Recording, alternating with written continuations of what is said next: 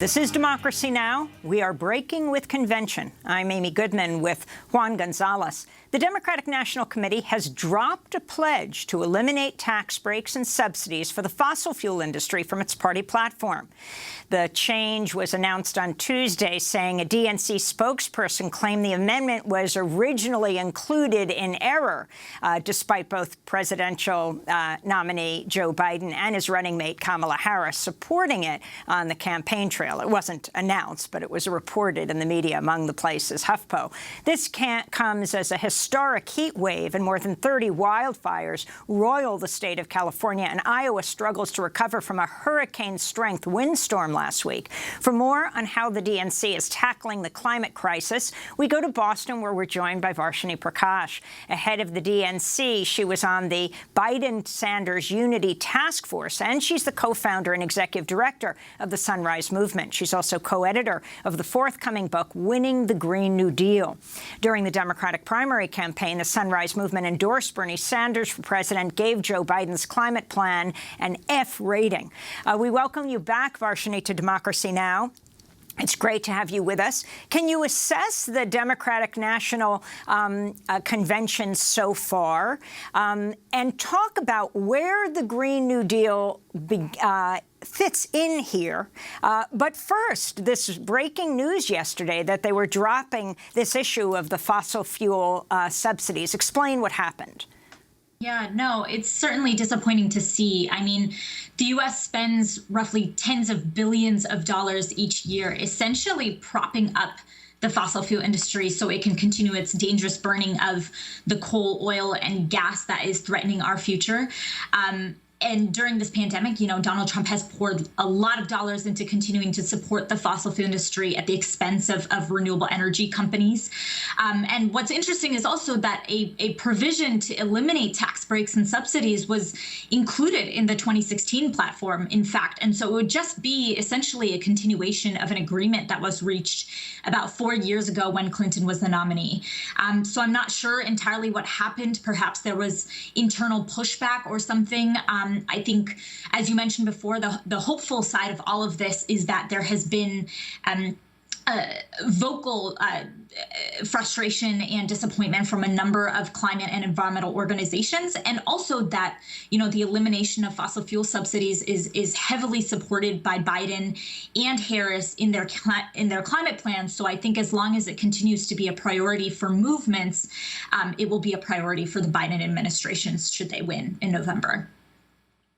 And Varshini Prakash, what is your sense after spending several weeks in negotiations between the Sanders and Biden camps in terms of programmatic efforts that key sections of the Green New Deal will be implemented? How much do you fear of Biden's opening to the progressive movement is more a reflection of his attempt to assure the support of that movement for his reelection? And how much of it do you sense is genuine? No, it's a great question. I mean, I think we pushed them a lot during the process of the task force. I had a couple specific goals. One, we had to improve and increase the ambition that Joe Biden was putting forward on his climate plan. Getting to 100% renewable energy by 2050 is absolutely impermissible for island nations, for young people who are growing up at a true crossroads between chaos and destruction and a livable planet right now. And so we pushed and we won some pretty significant victories. We were able to move up the timeline on decarbonizing the electricity sector by 15 years. So now the Biden administration is committing to 100% clean electricity by 2035. We have a provision to move to 100% new zero-emission buildings by 2030, and a commitment to sit down with labor leaders as soon as the Biden, within months of the inauguration, to set standards for zero-emission vehicles. And also a big priority was ensuring that climate and environmental justice was a central piece of everything related to the climate plan. So this isn't particularly or specifically named in the DNC plan, but in Joe Biden's Biden's recovery effort plan for the pandemic, he does talk about how he's moving from a $1.7 trillion green jobs and infrastructure plan over 10 years to a $2 trillion plan over 4 years, which is significant, and has also committed that 40% of the investment towards green jobs and infrastructure will specifically go towards frontline and environmental justice communities, which is huge. So these are some of the things that I think we won. I feel very excited about those. I think the plan is really pro-labor as well.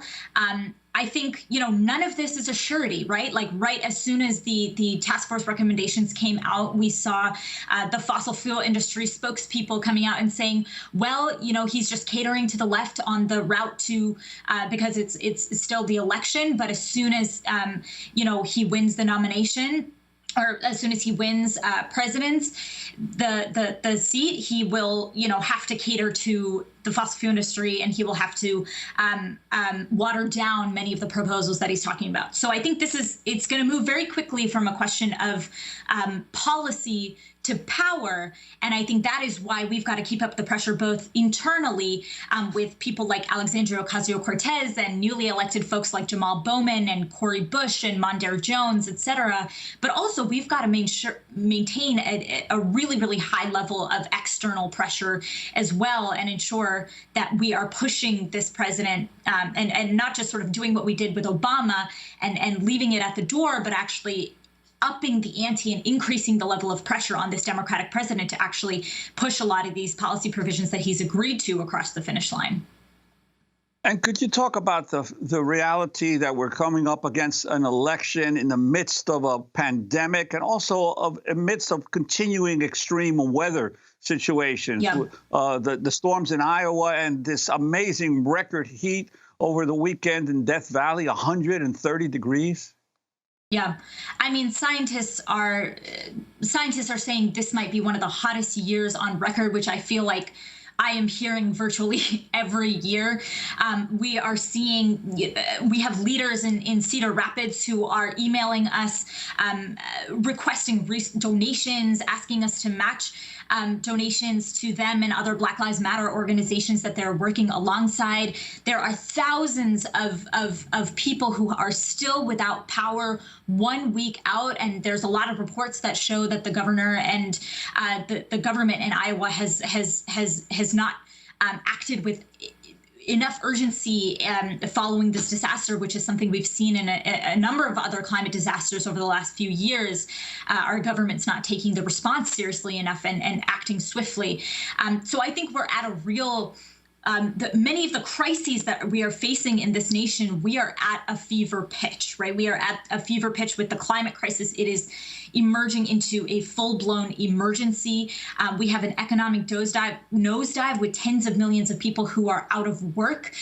We are in the midst of an ongoing uprising against white supremacy in this nation. And I think it is time for something like a Green New Deal in this country that is actually putting forward a vision for how we tackle both the injustices of the climate crisis and economic inequality and racial injustice at the same time, and not see these issues as separate. Varshini, tonight Kamala Harris will give her acceptance speech. She did endorse a Green New Deal. The Green New Deal and Medicare for All are not being talked about so far at the Democratic convention. As a South Asian American yourself, can you talk about the significance of Kamala Harris? Yeah, no, I mean, it's fascinating. Her mother is actually from the same town that my dad grew up in India, Besanagar. So it's kind of incredible to see someone like that on the national stage. When it comes to the climate crisis, I think Kamala Harris has been fairly responsive to activist and movement pressure to make climate change a top priority. She took the no fossil fuel money pledge and has sworn off of oil and gas donations as part of her campaign. She did, as you mentioned, run on the Green New Deal as part of her platform, and I think mentioned it more than almost any other candidate during the presidential debates. She has worked with Representative Ocasio-Cortez to develop legislation that kind of ensures that investments made around a Green New Deal prioritize frontline communities. So I think we've seen a lot of responsiveness from her. I think we're also wary that and aware of Senator Harris's very complicated history and record as a prosecutor, which you all have discussed many times on this show, and the ways in which a number of those decisions have really harmed communities of color. So we've spoken about that in the past and will continue to, and I think we'll continue to work alongside racial justice organizations to hold her as well as Vice President Biden accountable. But I think it will be a huge, huge deal to have the first Black, the first Indian, the first woman Vice President of the United States of America, should she and Vice President Biden win in the next few months. Varshini Prakash, I want to thank you for being with us, co-founder and executive director of the Sunrise Movement, co-editor of the forthcoming book, Winning the Green New Deal.